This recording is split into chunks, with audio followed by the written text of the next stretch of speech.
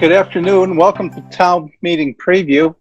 I'm joined this afternoon by our Town Administrator, Nina Nazarian, and we're going to preview the articles that are on the annual Town Meeting warrant that will be held this year because of obvious circumstances in an outdoor venue, specifically Alumni Field on Saturday, June 13th at 8 a.m. for the rain date of Sunday, June 14th. And because of this, there'll be some different, there'll be a different look and feel to the way you check in and the way that town meeting is run. And Nina, I'm going to ask if you would maybe describe what people can expect in terms of checking in. It'll obviously take a little longer to do so, and what sorts of things we'd like them to bring in and so forth. So could you start off with that for us? Absolutely. Thanks, Tim. When residents and visitors attend town meeting, they are going to be asked to enter through the main entrance of Alumni Field. Check-in will begin at 7 a.m. It's important for me to say that if you are sick, please stay at home. If you're exhibiting a fever, a cough, shortness of breath, chills, muscle pain, headache, sore throat, or new loss of taste or smell, please stay home. If you have been exposed to someone with confirmed or suspected COVID-19 or have been told to isolate or quarantine, also please stay at home. A tent will be set up at the entrance for all attendees to have their temperature taken. Anyone with a temperature of 100.4 and above will not be allowed to enter per order of the Board of Health. Also, attendees must wear face coverings while entering and exiting the field. The only exceptions are when a person is unable to wear a face covering or mask because of a medical or other disabling condition. All right, thank you, Nina. And I think to that, I would only add that once you're in your seat, obviously you don't have to wear the mask, provided that you have adequate distance between you and the people that are adjacent to you. And as Nina said, you wear the mask en route to the microphone. You can take that off when you've been recognized to speak at the microphone. And at the conclusion of town meeting, we're going to ask everyone to remain in their seats, and we're going to dismiss people in an orderly fashion. And Chiefs Pinard and Wodzinski and their able officers and firefighters will help with that dismissal, so that we don't have the usual sort of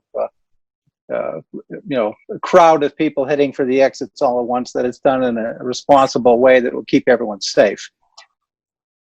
I think by now everyone should have received in the mail a copy of their annual town meeting report, which has information on the articles that'll be offered at town meeting with specific recommendations by the Finance Committee, Board of Selectmen, the boards that are proposing the various articles. As has been the custom in recent years, my intent would be to do a modified consent agenda procedure whereby I do the calling of the articles.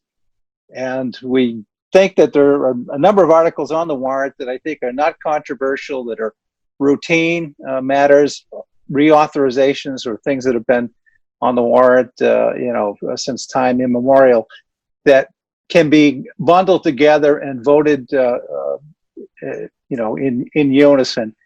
And to the extent that we can do that, we can deal with a good number of the articles right up front. It's going to be a Saturday morning in June outdoors, so I think, we're not trying to set a speed record here, but we don't want to waste time either. We appreciate the fact that people are coming out for the town meeting. So, and again, voters shouldn't feel that there's a pressure not to raise your hand. If you want to speak to an article, if you want to ask a question, you want to debate an article, don't hesitate to put a hold on something. We're not going to, think any less of anyone that does that. This is just a way to get some of the more routine articles out of the way. So we'll do that procedure. I think we've got about 27 articles on the warrant, and usually we can handle 10 or so in this fashion and get to the articles that people really, want to talk about and spend time with. So in that regard, I think the first 2 or 3 articles are of that category, the annual report article and the prior year bills and so forth. You see them on your screen there. I think the first article that people usually want to talk about is the operating budget, Article 4. Is there anything in Article 4 you'd like to highlight, Nina? Any changes from last year or mid-year? Anything related to the COVID pandemic, for instance, that has changed the Finance Committee's recommended budget? First and foremost, I'd like to mention that the Finance Director and Finance Committee have done a separate recording and dove relatively deep into the details of the Article 4, which I would encourage voters to take a look at that video, which will be airing on LCTV as well as available on demand through the town's website. But I will say that the town developed initially first version of the budget for next fiscal year back in the months between November and February. But subsequent to the pandemic, the town and Finance Director, Board of Selectmen, and Finance Committee went through a number of iterations to bring the budget down to a point in which we were able to make some adjustments to account for the anticipated changes in revenues over the course of the next year or possibly even future years, considering the changes in the economy. And there was a significant effort made by a number of officials, including departments, to address those reductions to ensure that the town continues to maintain its stable financial position. Okay. Thank you, Nina. Looking at the articles on the warrant, there following the operating budget, there are some that are of a fairly routine nature. I think that the next article that might have some interest would be Article 8. There's going to be an amendment of the appropriation for the library project. Could you explain that further for us? Thank you. Be glad to. When the appropriation was approved by town meeting to permit a $1.5 million borrowing to occur for the design of the library, at that time construction funds had not been approved. And based on the approach that the Permanent Municipal Building Committee has taken to go through a more specific procurement procedure known as CM at risk, which I won't bore anyone on the details of, and encourage anyone who's interested for further information to contact me separately. They have determined that it would be productive and helpful if any unspent funds for design be able to be used for construction. And that is ultimately what this article authorizes if passed. Thank you for that. Is there anything else you'd like to highlight in the next few articles? I'm looking at the warrant and I'm kind of thinking in my head that a lot of these are candidates for the consent agenda, and I don't want to twist anyone's arm, but I'm hoping that people may see it in that vein. But anything you'd like to highlight here? I will say that on Article 10, which is the town's revolving funds, it's predominantly a standard article. There is one minor change, and that is the addition of an Elder and Human Services revolving fund, but it is not different from the town's standard operations. We're just adding that to the list to properly authorize the accounting, the process for that. So if voters were to compare it to last year's warrant, that should be the only material change that is seen, with exceptions of changes in the expenditure limitations on each. So not a material change, but I will also say that the final article on the warrant, which I believe is Article 29, is the actual bylaw that goes hand in hand with that addition to the revolving fund table. One doesn't have to be voted before the other. We can certainly vote them in the format in which they have been presented in the town meeting report and on the warrant, but the two are linked to one another. Okay. Thank you for that. Article 12 is Sewer Enterprise Fund operating budget. To my knowledge, this is the first time town meeting is seeing this, so maybe you could explain some of the details contained therein. You are absolutely correct, Mr. Moderator. This article, it is the first time being presented to residents of Littleton, and ultimately it was one that was authorized by residents of Littleton, I believe, in May of 2019, and it allows for the sewer enterprise costs to go through an enterprise fund, which is almost identical in nature to how the town votes its water funds associated with the water department. This account, an enterprise fund, would ultimately pull in revenues and allow for expenses to be paid out of an enterprise as it relates to the town's existing sewer system that provides sewer disposal for the town buildings. In the future, this enterprise fund could be used and is intended to be used for the smart sewer project, which would ultimately expand the town's sewer system. Okay. Very good. Why don't we take a look at Article 13 here, rather than have me jump around and pick and choose things. Maybe we can do a few of these in a row. Anything remarkable about Article 13, Nina? Yes, I would say so.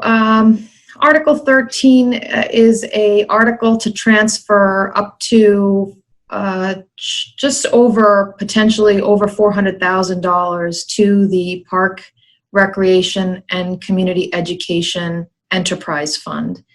The department has about $1 million operating amount and on an annual basis. And this year, considering the significant impacts that have been created by COVID-19, including but not limited to the cancellation of all spring programs, the modification and expected significant modifications to summer programs, the revenues for the department are not at all what they had been in years past, and have been affected greatly. And as a result, in order to balance the end of year and address the shortage in terms of revenue, the town is seeking to get voter approval to transfer free cash in an amount that it will be identified on town meeting floor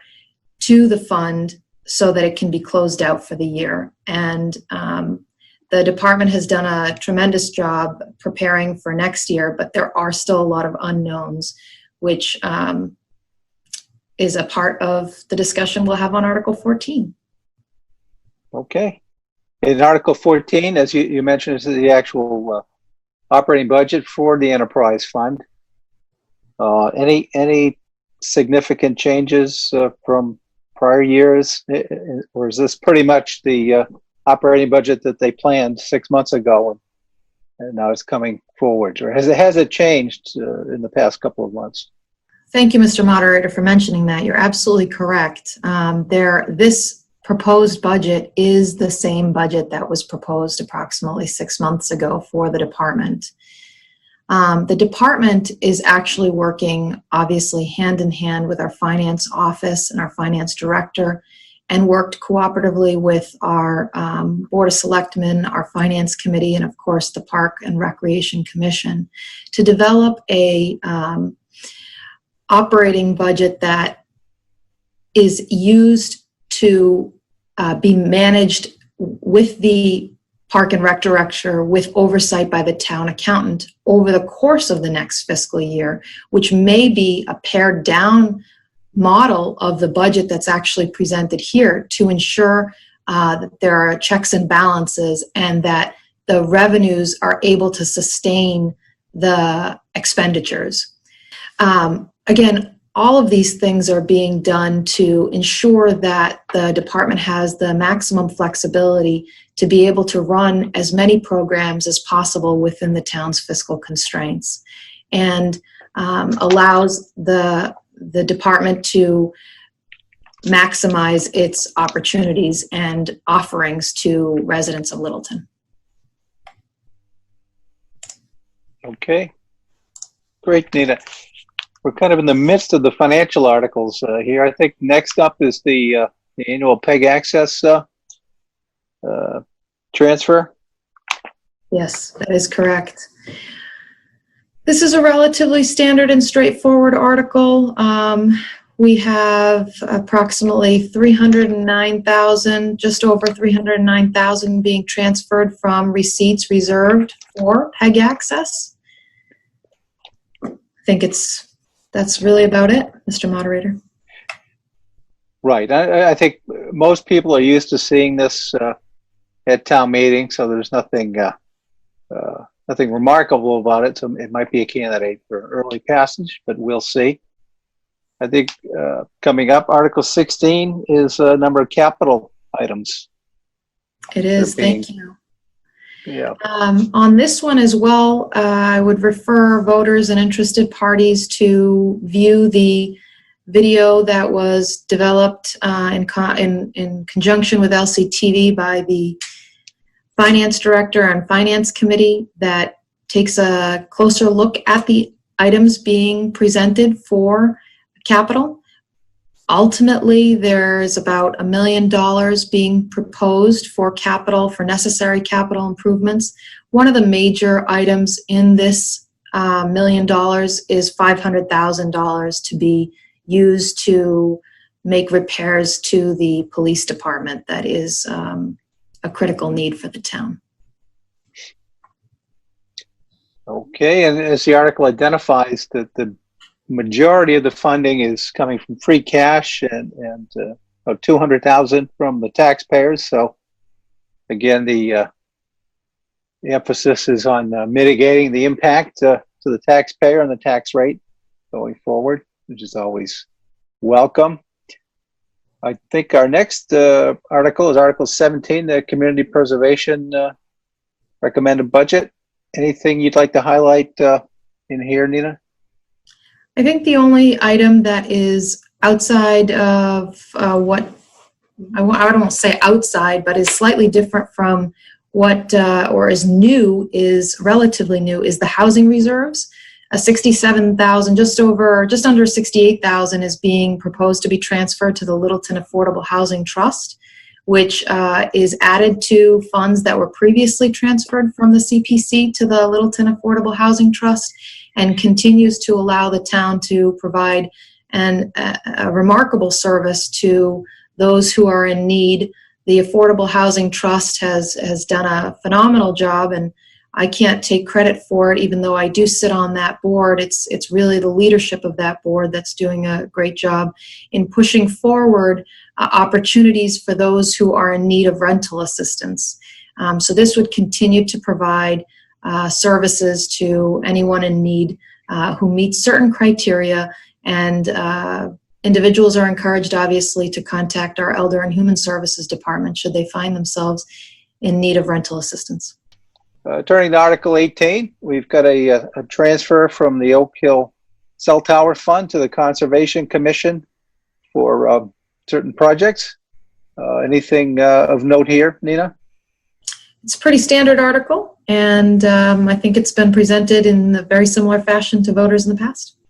Yes. Yeah, it's a familiar one. Okay.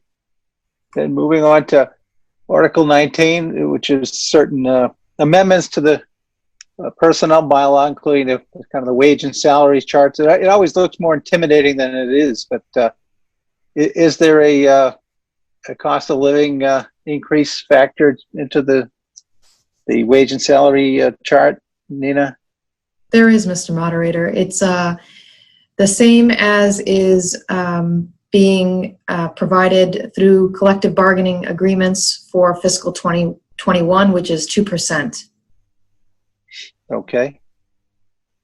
And so it's really, as I said, it looks more intimidating than it is. Really, the entire chart just revised to reflect the increase for this fiscal year. It's usually not very controversial, although it's certainly a lot of text to absorb. Mr. Moderator, there is Yes. one new aspect to this article that I would point out. Sure. And that is it clarifies the personnel bylaw to allow the personnel board to make changes to positions and grades in the middle of a fiscal year. In this past fiscal year, or the current fiscal year that we're in, at an operational juncture, it was realized, and perhaps something that was not intended in the writing of the personnel bylaw because of the way that it was implemented over the years, that there wasn't an ability to change a position or grade. And so this article also proposes that flexibility for the personnel board. Right, so that they could do a mid-year adjustment rather than waiting a year for a town meeting or another opportunity to Well do said. so. All right, and did you, you probably said this, but just for my benefit, the wage adjustment is consistent with what the unions are getting? There's no difference there? The non-union folks are getting the same increase as the unions? Mm-hmm. Okay, very good. Then continuing with the financial articles, we've got Articles 2021, both have to do with, well, first the Stabilization Fund, and then a specific subset of that, the Capital Stabilization Fund. This is really just kind of moving some of the town's resources around, but can you explain that for us, Nina? I'd be glad to. As has been traditional in Littleton's past, a strong emphasis is put on putting funding away into the so-called rainy day fund, which is the town's stabilization fund, and the town's capital stabilization fund. Littleton has pretty robust policies that the town follows, and these are in accordance with those policies to put funding away and maintain them from the free cash funds that were certified for fiscal 20. In the case of the stabilization fund, it's just over $1 million at $1,050,000 into the stabilization fund. Into the capital stabilization fund, it's a slightly larger amount at about $1.378 million for the purpose of funding capital-related projects, pieces of capital equipment, or debt service payments. Okay. And actually, Article 22 is yet another specific debt exclusion stabilization fund. Here we're taking funds from that to defray debt service costs. Is that correct? That's absolutely correct. It's a great program that Littleton has had and has done to offset and reduce essentially the tax rate. Right. Now, the town has done an excellent job of maintaining reserves and applying them judiciously. And again, that is something that hasn't been controversial, because let's face it, who'd argue against the reduction of their taxes for the purposes of debt exclusion? So I think we can probably move on to Article 23, which looks like it's specific exemptions or abatements for certain qualifying individuals. Do you want to explain that in some more detail, Nina? Absolutely. A portion of this article is the standard article that residents have seen historically with regard to the senior tax work-off and the veterans tax work-off abatement programs. But there is a new provision here this year, which is pretty special, and it is a property tax exemption for Gold Star parents. What that means is those parents who are surviving parents or legal guardians of military members who have been killed during active duty and died as a result of an injury sustained during active duty, or have been declared missing in action with a presumption that the military member will not be found alive. This allows for a certain abatement for those families who have paid the ultimate price in their dedication to this nation. Very good. And now we're through the bulk of the financial articles. We now turn to articles that require a supermajority, which usually means a 2/3 vote. And in the case of zoning amendments, it specifically requires a 2/3 vote. And the first of a couple of zoning articles are on. First, we're joined today by Anna Houston of the Planning Board, who will explain for us what they're accomplishing through instituting a form-based code. And I guess I'll just, at this point, refer it over to Anna for that explanation. Thanks, Tim. Hey, welcome. Would you like to go ahead and explain Article 24, the first of the zoning amendments on form-based code, if you would, Anna, take it away. Thanks, Tim. So let's start with the end in mind. What if this could be what the common looks like? Adding to our existing shops, restaurants, services, and housing on the common, and it would look like the farmhouses we already have in the common and throughout Littleton. What if it felt safe to walk and ride a bike? This drawing here is an example of what we could have in Littleton Common by changing the zoning bylaw. A yes vote for Article 24 means we will get development in the common that we want to see. A no vote for Article 24 means we stay with the current bylaws and we either get no change or we may get something we don't want. But what we will not get is what's in this aspirational illustration. So the big question that folks have is, what is form-based code? Simply put, form-based code is a planning tool, and this is important to you because it makes everything look and feel better than traditional zoning. Let's look at a few examples. First, from a technical standpoint, existing Euclidean zoning is use-based with only a few dimensional standards, such as this block will be residential, versus form-based code, which focuses on physical character and quality of space, such as this example in which there are trees and residential units of varying sizes and shapes. The second example shows photos of houses allowing a second floor. The houses on the left in Higgins Beach used Euclidean zoning, and the houses on the right used form-based code and are more appealing because they used more specific zoning requirements. The third example is a 30-second video. This shows that great streets happen when road and building designs are matched. Watch how the streetscape goes from plain to vibrant. And likewise, small towns can be revitalized by building on their original form. And our original form in Littleton is farmhouses.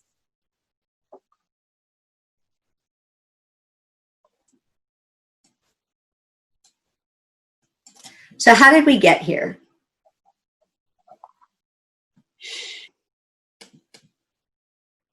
The Planning Board is proposing Article 24 because 4 years ago, during townwide public engagement forums for the master plan, residents said, we want a walkable, mixed-use village center. To achieve that vision, the first thing that needs to happen is a change in zoning. Form-based code work was funded at Fall Town Meeting in 2018. Since then, the Planning Board introduced form-based code at a teach-in spring of 2019, and then proceeded to receive and incorporate input from residents through various hearings and individually, town department heads from fire to highway to COA, the business community, including property and business owners via the Rotary Club of Littleton and the Littleton Business Association, and input from other boards and commissions. The result of all of that feedback and input is in 22 pages of very specific new bylaws to create a Littleton Common that we all want. So what improvements would we see with Village Common Form-Based Code? Village Common Form-Based Code is the name of the proposed zoning bylaw, and if 2/3 of residents vote for Article 24 at town meeting, you will see a walkable, bikeable area like what you experience in South Acton and other places with shopping districts. The red dots on this illustration could be anywhere along Great Road, indicate bikers and walkers. We would also see buildings up to 2.5 stories high, the height that residents are comfortable with. With Form-Based Code, we will create opportunity for more restaurants, retail shops, services, and even some smaller housing units above the shops and in the back of the lots, which will vary. This will all vary our housing stock, especially for seniors and young adults who might want something smaller. Housing is a very necessary part of every vibrant community. Now, this development across the Common will not happen overnight. It will take years, maybe even a decade for change, as every property owner in the Common will choose to remain the same, redevelop their property, or sell their property. As there are many property owners in the Common, it's not just one. It's unrealistic to guess what each development might contain. But what we do know is that when change is made, Form-Based Code will be used and the development will look like what we want. Well, now turning to Article 25, this is both a zoning and a general bylaw amendment to rename the Board of Selectmen to Select Board wherever it appears in either bylaw. It doesn't affect what's in either the general bylaws or the zoning bylaws, but it's a change in nomenclature. And Nina, can I ask you to explain some of the reason behind this and why this is actually something that's going on in a lot of communities simultaneously? Thank you. As you said, this is a word-for-word, ultimately, change in the zoning and general bylaws. Wherever the words zoning, wherever the words Board of Selectmen appear, they would be proposed to be replaced with Select Board, ultimately for the purposes of gender inclusivity. And because it is a change in the zoning bylaws, which requires a 2/3 majority vote, the entire article requires both changes to the general bylaws and the zoning bylaws requires a 2/3 vote of town meeting. Very good. Continuing with articles that require the supermajority, the 2/3 vote, we have a borrowing article next. Which is for the replacement of the Cedar Hill Water Tank. Nina, will the water commissioners be making a presentation on this, or will the selectmen be handling it? I anticipate that the water department will be making a presentation on this matter and will move and second the article for this. And ultimately, they are looking to replace the Cedar Hill Water Tank, which is an existing steel storage tank from 1950 with a new storage tank. Obviously something that now being over 70, potentially 70 years old, it is certainly time. Right, I know that they've had some issues with that particular tank in recent years, so it probably is time to replace it. The final three articles on the warrant are general bylaw amendments that require only a simple majority. Article 27 is to accept the general laws as they pertain to shared positions between the school and the town. Nina, specifically, are there functions that the town and the school are looking to merge here? It's a great question, and I would say before COVID-19 and before the town made town and schools made a number of material changes to the proposed fiscal 21 budget for next year, there was the position of the facilities director, which was intended to be shared. We did a tremendous amount of work to put together a job description, and we're ready to go. But given the financial pressures and the need to be, and the town's history of being well positioned for these types of unforeseen downturns in the economy, we did remove the facilities director position from the budget. But this article remains on the warrant with the objective to allow the flexibility should the time come, or should another position be identified for sharing that would be mutually beneficial to both the school and the town. Very good. Very good. And then Article 28 is again a general bylaw amendment with respect to the procurement function. This kind of updates the way that this is handled within the town administrator and selectman's office. Can you kind of run that down for us, Nina? Absolutely. It's a pretty straightforward change. It really ultimately realigns the town's policies and job descriptions with the town's bylaws. In prior years, the town had an assistant town administrator of finance and budget. That position no longer exists, and so we're doing a little bit of cleanup, reassigning the duties of chief procurement officer to the assistant town administrator, and separating it out of the finance director's office. It also cleans up the different bylaw section of the general bylaws that relates to the co-signing of a contract that PMBC, the Permanent Municipal Building Committee, works on. Again, pretty straightforward, and puts the functions squarely in the office of the Board of Selectmen and Town Administrator under the Assistant Town Administrator specifically. Okay. And then finally, Article 29. I think you referred to this earlier, Nina. This is updating the bylaw with respect to revolving funds to include the Elder and Human Services Department revolving fund.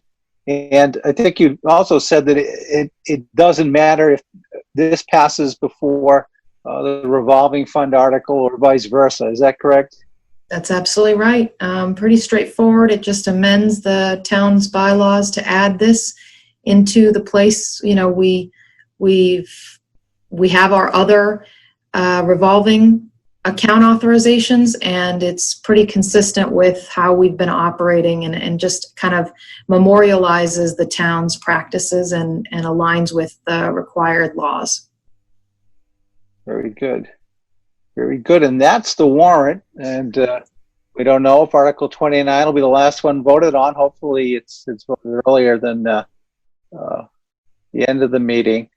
And I think we gave you a pretty good preview of what to expect, and the town administrator explained what to expect in terms of checking in. Another question just occurred to me, Nina. Are we recommending anything specific with regard to footwear? And we're holding this meeting on a turf field. Yep. And we're trying to protect that to the greatest extent possible. Do we recommend that people wear flat shoes or sneakers? Or Absolutely. That is a great point, Mr. Moderator. We do ask that folks wear flat shoes or tennis shoes to maintain the pristine field that the town obviously built a few years ago, and is subject to damage for anything that's sharp. So please do not wear shoes that have any type of angles or sharp pieces that could project could be pushed into the field. We also do ask, Mr. Moderator, if I may, that if you choose to bring in liquid, the only liquid that's brought in be water, because other liquids could damage the field as well. So we are asking that not only you do bring water to maintain your hydration, but that no other liquids other than water be permitted on the field. Okay, thank you. And some of these guidelines and suggestions will be posted on the town website, I take it, along with the town meeting booklet, which should have been mailed to every household in town. If you don't have that, there will be limited copies available at town meeting. But if you did get it, please make your notes in the margins and bring it with you to town meeting, because it really is indispensable to the articles and the reasons for them and the financial impact as well. So Nina, I want to thank you for joining me this afternoon to do this town meeting preview. This is the first one we've done together, although it's remotely, but I'm sure we'll have the opportunity to do it in the LCTV studio in the future. So thanks again, and we will see you all at the town meeting. I don't know if it'll be at 7 a.m., but I'll see you certainly by 8 a.m. on the 13th of June. Thank you very much. Thank you, Mr. Moderator. It was a pleasure.